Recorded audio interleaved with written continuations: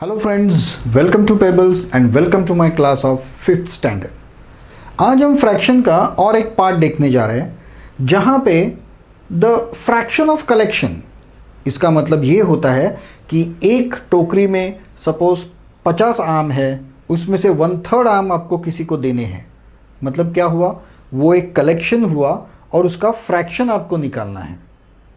या फिर दूसरे जगह पे ऐसे होता है द मल्टीपल ऑफ फ्रैक्शन, मतलब मेरे पास अगर 1/3 मेरे पास है तो उसका 2 टाइम्स कितना होगा, 4 टाइम्स कितना होगा। सो दिस मल्टीपल, इसका जो टॉपिक का जो टाइटल है उसके ऊपर मत जाइए। This is nothing but the multiplication और the division, simple thing, very simple. लेकिन ये देखने से पहले हमें ज़रा डिवीजन और मल्टीप्लिकेशन के ऊपर ध्यान देना पड़ेगा, direct division and direct multiplication. ठीक है, उसके लिए एक सम हम लेते हैं। फॉर एग्जाम्पल, एक टोकरी में 60 मैंगोज है, उसमें से 2/3 मैंगोज मुझे किसी को देने हैं, या फिर 2/3 मैंगोज मैंने राम को दिए। तो राम को कितने मैंगोज दिए? For example, there are 60 mangoes, 60 mangoes and उसमें से 2/3 मैंने दिए राम को। तो राम को मैंने कितने मैंगोज दिए? मतलब 2/3 ऑफ द 60, ये हुआ the fraction of the collection, जो आपके बुक में टाइटल लिखा होगा। ओके, तो यहां पे मुझे क्या करना पड़ेगा? 2/3 of 60, correct. This of is nothing but a multiply sign, मतलब मुझे क्या करना पड़ेगा? 2/3 मल्टीप्लाई बाय 60। ओके, अब यहां जरूरत है आपको direct multiplication and direct division की। यहां पे आप ऐसा नहीं कर सकते। यहां एक मेथड तो है आपके पास। फॉर एग्जाम्पल, पहले 2 से 60 को मल्टीप्लाई करो, फिर जो फिगर आएगी उसको 3 से डिवाइड करो। यहां पे एक चीज आपको ध्यान रखनी है, this is also equal to 2/3 into 60, same. This is also equal to this, and suppose यहां पर 60 है, इसका मतलब 60 डिवाइडेड बाय 1 है, करेक्ट। क्योंकि 1 से अगर मैं किसी को डिवाइड करता हूं तो कोई फर्क नहीं पड़ता। तो यहां पे आप ऐसा भी लिख सकते हैं 2 इंटू 60 एंड 3 इंटू 1। यहां पे एक लाइन लेंगे, जितना अगर बीच में मल्टीप्लाई साइन है तो मैं सीधा क्या करूंगा, दोनों डिनोमिनेटर का मल्टीप्लाई करूंगा और दोनों न्यूमरेटर का मल्टीप्लाई कर दूंगा। This is in case of the multiplication. Okay, ये और ये सब सेम है। तो मैं यहां क्या करूंगा, मैं सबसे पहले देखूंगा क्या मैं डिनोमिनेटर से किसी को डिवाइड कर सकता हूं, क्या मल्टीपल आता है क्या। Yes, it is there. I know that 3 1s are 3 and 3 2s are 6 and 3 0 0, and now 2 2s are 4, 40. This is my direct answer. Okay, ये डायरेक्ट डिवीजन एंड मल्टीप्लिकेशन आपको आना बहुत जरूरी है। Let us take few more examples like this. 3/8 of 64, ये आप कैसे करोगे? अब आइदर आप डायरेक्टली ऐसे लिखो 3 इंटू 64/8 लिखो, नहीं तो ऐसे ही रहने दो, उसको कोई फर्क नहीं पड़ेगा। ठीक है, how will I do this? 8 1s are 8, 8 8s are 64, और फिर जो ऊपर है उसको मैंने मल्टीप्लाई कर दिया स्ट्रेट अवे। सो इसको मैं कहूंगा direct division. Let us take one more example. कभी कभी वर्ड प्रॉब्लम्स ऐसे आएंगे जिसमें आपको मल्टीपल्स ऑफ द फ्रैक्शन या फिर फ्रैक्शन ऑफ द कलेक्शन है, और प्लस माइनस मतलब एडिशन सब्ट्रैक्शन भी है, वैसे भी है। फॉर एग्जांपल मैंने कहा कि एक टोकरी है जिसमें 50 मैंगोज़ है, दूसरी टोकरी में लेट अस से 100 ऑरेंजेस है, तो यहाँ से मैंने 2/3 of the mangoes and 1/3 of the oranges, how many total number of fruits will be there. So what we have to do at that time, we have to first take the fraction of the collection और दोनों का addition of both. Okay, so let us solve this sum. I have 50 mangoes and 100 oranges. I am taking the fraction of collection 2/5 of the mangoes and 1/10 of the oranges. So what is the total number of fruits? These kind of questions, word problems can arrive. Now here you have to do the, how many mangoes will be there? 50 into 2/5. Okay, plus 100 into 1/10. In general, first you find out the number of mangoes, then you find out the number of oranges, and then you add it. Here I have written directly. Okay, but how you will do this? 5 ones are 5, 5 tens are 50, and 10 into 2 20, plus how will you divide 100 by 0? Whenever the zeros are there, you can just cut the zeros. So here I have only 10. So what is the total number of fruits? 30. So such examples can be there where you have to first find out the fraction of some collection and then you have to add or subtract them. Okay, यहाँ पे ऐसा भी हो सकता है कि only the 2/5 of the mangoes are to be distributed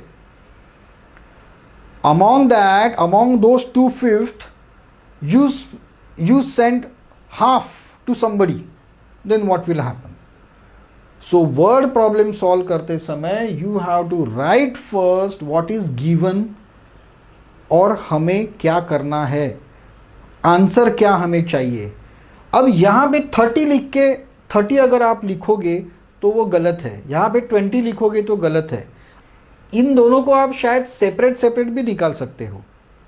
total number of mangoes 50, so the 2/5 of the mangoes how much? So 20 mangoes plus 10 oranges you have to right.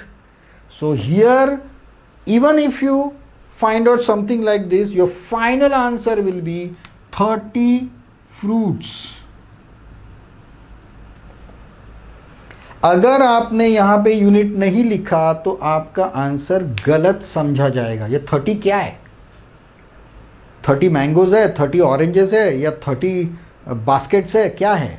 तो आपको लिखना पड़ेगा फ्रूट्स, और in the bracket you can again right mangoes plus oranges. That will be the correct and perfect answer. Mangoes plus oranges. Okay? लेकिन ये जो मैं आपको बता रहा हूं उसमें से सबसे इंपॉर्टेंट चीज है ये फ्रैक्शंस निकालना.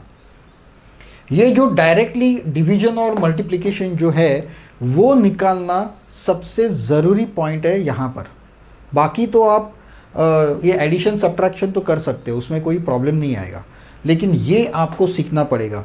You have to solve a number of examples of such direct division and direct multiplication and find out the answer. Check with the calculator or your normal method, but practice minimum 50 sums of this type. Okay, take any numbers and do the and do the required calculation. For example, I am taking any number, 124 divided by 8 into 2/6. कुछ भी number लिया मैंने, ऐसे कुछ भी number लीजिए even numbers लीजिए, odd numbers लीजिए और वो कैलकुलेशन करके देखिए. What I will do, first I will जहाँ से मैं डिवाइड कर सकता हूँ वहाँ से मैं डिवाइड कर दूंगा. फॉर एग्जांपल ये 2 और ये तो इजी है, 2 4 ज़ा 8. अब जब आप लिखोगे तब याद रखिए इसके नीचे नीचे लिखते जाइए. फॉर 2 1 ज़ा 2 एंड 2 4 ज़ा 8. ओके, नाउ हियर 6 से डिवाइड कर सकते हैं क्या? 6 2 ज़ा 12 और 4 डिवाइड नहीं होगा तो 3 से होगा क्या? नहीं होगा, लेकिन 2 से होगा क्योंकि ये इवन नंबर है. सो 2 3 ज़ा 6 एंड 2 6 ज़ा 12, 2 2 ज़ा 4. ओके, अभी ये हो सकता है क्या डिवाइड? नहीं हो सकता है. 4 से डिवाइड कर सकता है? नहीं कर सकते. सो 2 से तो कर सकते हैं because it is odd number, even number. 2 2 ज़ा 4, 2 3 ज़ा 6, 2 1 ज़ा 1. ये जब आप ऐसे लिखते जाओगे ना शुरू में, तब आपका आंसर परफेक्टली आएगा. वहाँ पे कंजेस्टेड मत करो, आराम से लिखो, स्पेस ले लो खुद की और करो. So ultimately what I got, 31 divided by 6. 31 into 1 is 1, 2 into 3 is 6. Now you can see इसको मैं फर्दर सिंप्लीफाई कर सकता हूं because this is improper fraction जहां पे न्यूमरेटर डिनोमिनेटर से बड़ा है, तो ये प्रॉपर फ्रैक्शन नहीं हुआ. तो इसको मैं फर्दर सिंप्लीफाई कर सकता हूं लाइक दिस 30 को मैंने अगर डिवाइड किया, ये 6 ऐसा ही रहेगा. 6 5 ज़ा 30 और रिमाइंडर कितना है 1, तो रिमाइंडर यहां आएगा. मतलब यहां पर answer, this is the mixed fraction. Answer है 5 full and 1/6. 5 full and 1/6. Remember यहां पे मल्टीप्लाई का साइन नहीं है, it is the mixed fraction. 5 and 1/6, 5 and 1/6. यहां पे एडिशन है उसका, एंड है वहां पे एंड. ओके, तो you have to write the answer, final answer like this. निकालना पड़ेगा आपको, सिंप्लीफाई करना पड़ेगा. अगर आपका आंसर इम्प्रॉपर फ्रैक्शन में अगर आया हो तो आपको उसको प्रॉपर फ्रैक्शन में लाना पड़ेगा या मिक्स्ड फ्रैक्शन में लाना पड़ेगा उसको. This is nothing but 5 plus 1/6. This is nothing but this. This is nothing but this plus sign.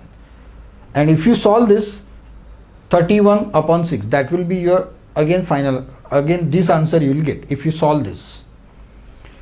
But this is the mixed fraction. ये शायद आपके ऑप्शन में आ सकता है और ये आपको नॉर्मल स्कूल एग्जाम में शायद ये आंसर भी वैलिड होगा. Okay, but the main thing what I wanted to teach you in this is this direct division. क्योंकि आपके पास बड़े बड़े नंबर्स हैं तो आपको ट्रेडिशनल मेथड से सॉल्व करने के लिए टाइम ही नहीं होगा आपके पास. So in this the fraction of collection and a multiple of the fraction, मतलब 1/5 के 6 times 7 times and so on, that you have to practice. Minimum 50 sums you have to practice. Take any numbers and calculate it so that you will be very perfect and your arithmetical calculations will be very fast. So that's all I wanted to teach you in this video.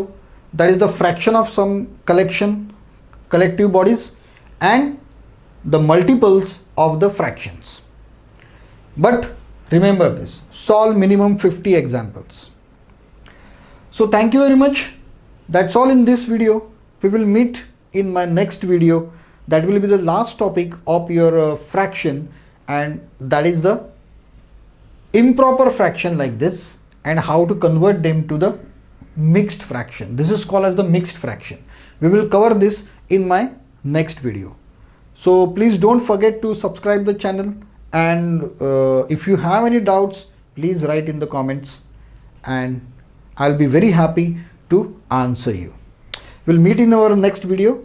Thank you very much. Have a nice day. Goodbye.